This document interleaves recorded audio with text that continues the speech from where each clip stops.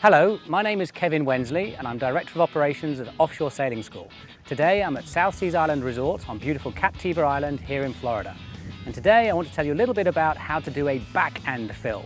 And a backhand fill is a maneuver that you would use on a largish sailboat, say between 40 and 50 feet, when you are operating under power. And this is something that is particularly useful if you're in tight quarters like in a marina.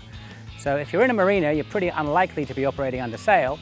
So even with just the motor running, there's quite a few influences on how the boat performs that we need to take into consideration. So the first thing I want to think about is how the wind affects the boat.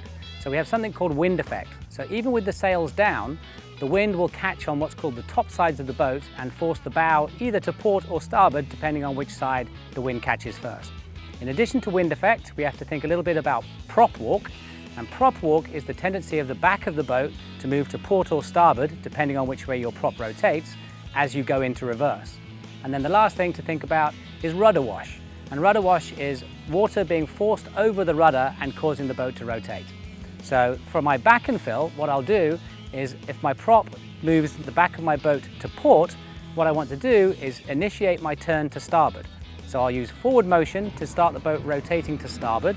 Then I'll go into reverse, and as I go into reverse, the back of the boat will start moving to port or continue rotating to port. And once we've got the bow through the eye of the wind, we can then use a bit of rudder wash, which is by gunning the engine in forwards and getting the boat to initiate rotation without advancing. And then what you'll find is that very quickly we've managed to pull off a 180-degree turn in the boat's own length. By following these tips, we'll be able to pull off a back and fill in close quarters in no time.